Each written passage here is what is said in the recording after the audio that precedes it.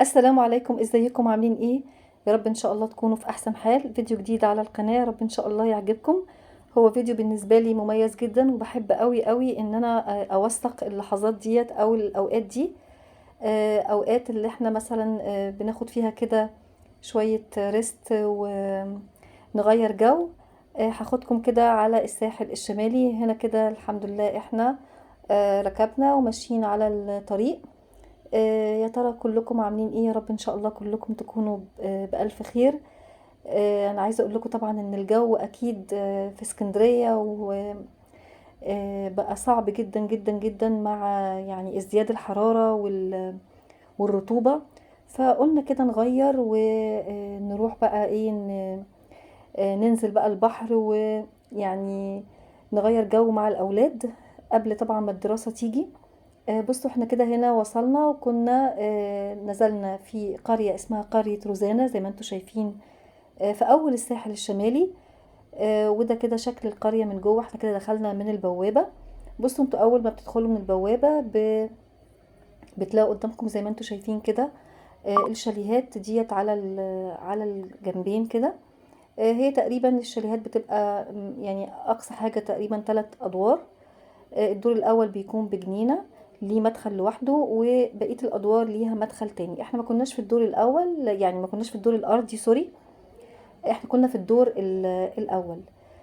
طبعا الخضرة والشجر والنجيلة والكلام ده كله انا بحبه جدا جدا، وبيغير مودي وبيخليني كده مبسوطة وسعيدة.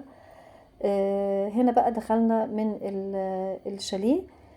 اول ما بتدخلوا كده زي ما انتم شايفين ده المطبخ يعني معقول، مش صغير ومش كبير، ونضيف جدا. موجود فيه كده شوية ادوات ممكن اللي انت هتحتاجيها. يعني لو يعني هتعملوا اكل بقى، الشاي الكلام ده كله في البوتاجاز اهو. ودي التلاجة نظيفة جدا. يعني انا قلت افتحها كده عشان اطمن، عشان هنحط فيها بقى الحاجات اللي احنا جايبينها. فزي ما انتم شايفين نظيفة وحلوة قوي. بس كده. وبعدين هندخل بقى على دي كده زي الصالة، موجود فيها ترابيزة السفرة، وفي نيش صغير، وكمان في البوفيه، وده زي انتري. يعني كنا بنقعد عليه. تمام. وكمان هنا شاشة للتلفزيون. تمام. وطبعا الحمام اعزكم الله. مش بحب اصور فيه قوي، بس هو برضو نظيف جدا. هي الشاليه فيه حمامين. ده حمام رئيسي. وهنا كده دي اول اوضة. الاوضة دي فيها سريرين، يعني ممكن ينام عليها فرد. والشباك بتاعها برضو بيطل على بصوا الفيو. يعني كفاية قوي منظر السما، وان عينك مش بتتصدم بقى بالمباني والكلام ده. وكمان هناك الجو جاف، انتوا عارفين. جو بقى ايه، اول ما بتطلعي على الساحل بيبقى الجو الصحراوي ده اللي هو مفيهوش عرق بقى والكلام من ده. في هنا كده ستاير على كل الشبابيك، وفي سلك. ودي حاجة كويسة جدا طبعا عشان ما تدخلش مثلا ناموس او اي حاجة. تمام. دي كده الأوضة التانية. تمام. دي الأوضة التالتة زي ما انتوا شايفين، ليها حمام خاص بيها، وفيها سرير كبير والدولاب. وطبعا فيها فوق تكييف، وفي تكييف في الصالة. تمام. وكمان ده الشباك بتاع الأوضة دي. برضو المنظر حلو. كفاية قوي انك انتي بتشوفي كده نور الصباح والشمس. بنفتقد الحاجات دي بصراحة في البيوت بقى اللي هي بتكون معظمها قدامها عمارات كبيرة وحاجبة الشمس وحاجبة النور. احلى حاجة بقى زي ما انتوا شايفين كده البلكونة. جميلة برضو يعني كبيرة. وكان فيها منشر، وفيها طبعا زي كده ترابيزة والكراسي. وده المنظر. بجد يعني انا اخر مرة كنت نزلت فيها فيديو عن المصيف كان من فترة كبيرة جدا. فكل ما احب ان انا يعني اغير مودي كده. هنا بصوا الجولف كار ديت بتنقلك في كل مكان في القرية. يعني. وهنا بصوا البسين قربت لكم علشان تشوفوا، ده اقرب بسين موجود لينا. طبعا هي منظمة بطريقة ان كل مجموعة من الشاليهات جنبها البسين بتاعها. بس انت ممكن تروحي في بسين تاني يعني.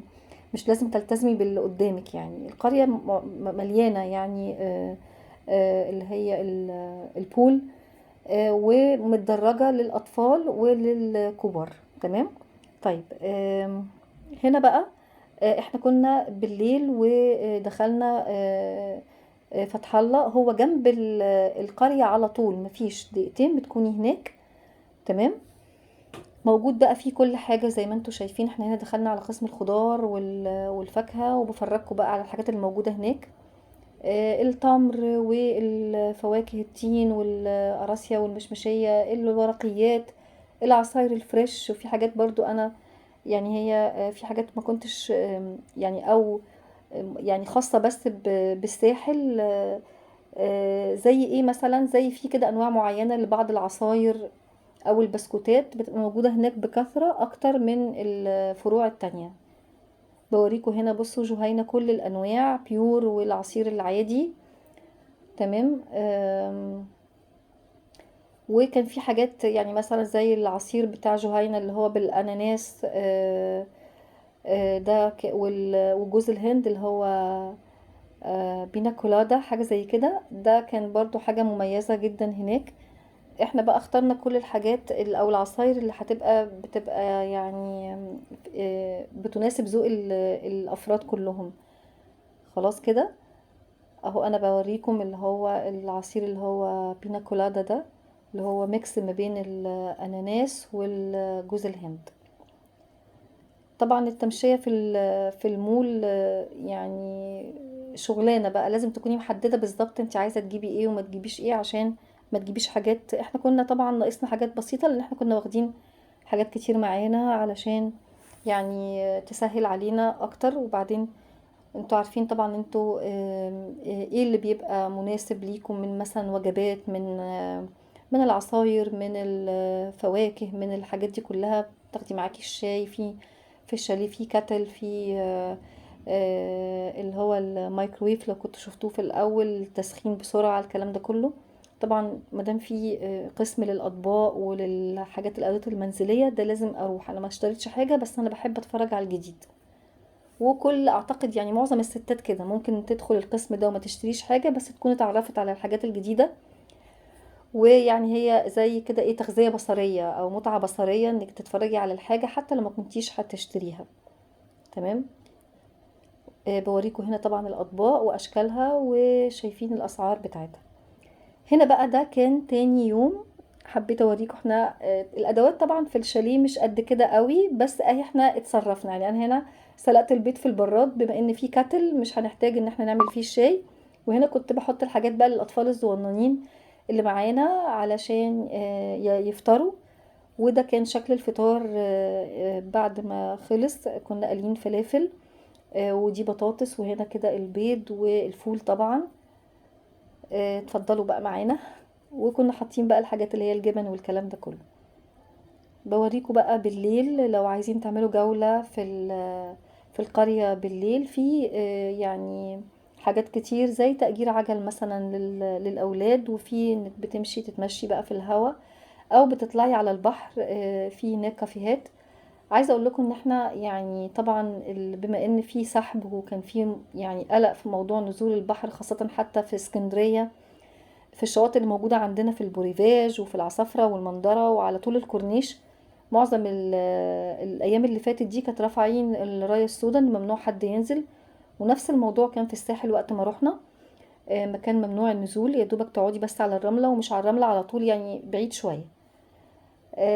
طبعا ده بيقلل شوية يعني كان بيبقى نفسك انك تنزلي المية والبحر بقى والموج والكلام ده، بس الحمد لله رب العالمين. كنا بننزل في البسين. ما تنسيش طبعا قبل ما بتنزلي بتبقي تاخدي معاكي السان سكرين، بتجدديه لو هتقعدي فترة كبيرة، يعني بعد ما تطلعي وهتنزلي تاني انتي والولاد، تغسلي وشك كويس جدا بالمية النظيفة، وبعد كده ترجعي تحطي تاني.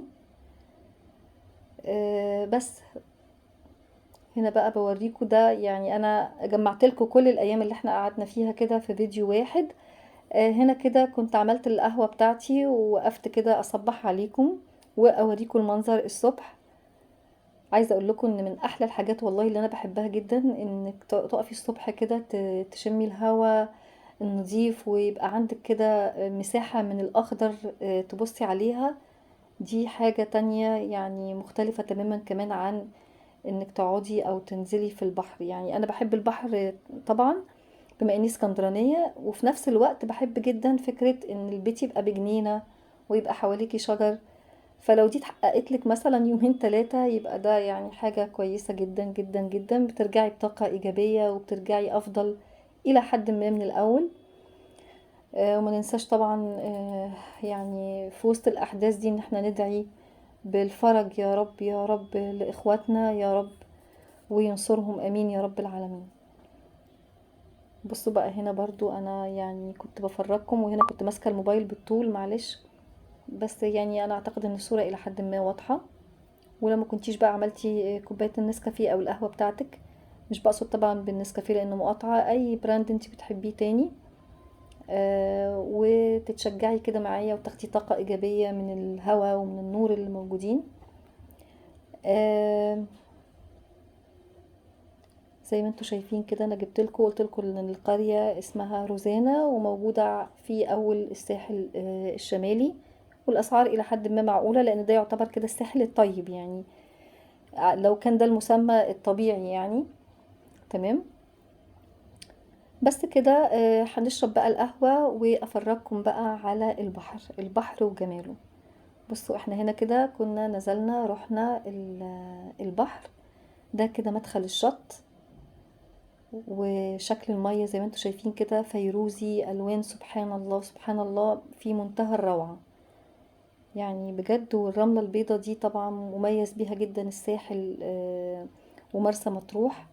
مهما روحتي حتى شواطئ برا او اتفرجتوا على اي حاجة برا، هتلاقوا ان الرملة ولون المية مميز جدا جدا، مش موجود في اي حتة تانية. لكن طبعا الموج كان عالي وكان فيه سحب كمان، فعشان كده كان الغطاسين موجودين بيحاولوا ان هما ينبهوا الناس ان مفيش نزول. يعني البحر زي ما انتم شايفين كان فاضي تماما، مجرد بس ان انت ممكن تقعدي تحت البرجولات ويعني هي دي اقصى حاجة ممكن تعملوها. اللي موجودين دول يعني شوية كده مفيش دقايق ونادى عليهم الغطاسين ان هما يطلعوا علشان ما يبقاش فيه يعني اي نوع من انواع القلق. كنت عايزة والله يعني اسيب لكم الصوت بتاع البحر عشان تسمعوا صوت المية. صوت المية يعني جميل جدا جدا وبيغير برضو المود قوي.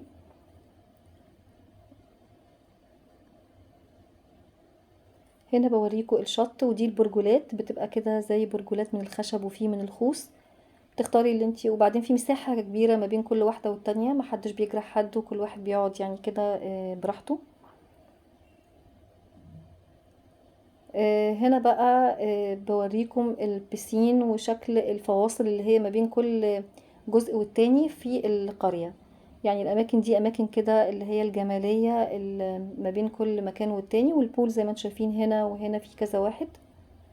تمام. وقد ايه برضو بيهتموا جدا بالنظافة، وفي طبعا في حد بيبقى واقف امن بينبهك مثلا للاطوال، لو كان طفل هنا بيبقى طوله هنا وهكذا يعني.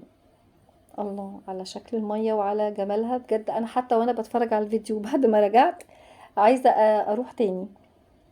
بصوا بقى هنا صورت لكم يعني جزء كده من يوم من ايام اللي احنا عملنا فيهم الغدا. دي كان الغدا هنا كنا عاملين جمبري، كنا متبلينه من يعني وجايبينه معانا، واكلنا الحمد لله، وعملنا طبعا كوباية الشاي المتينة.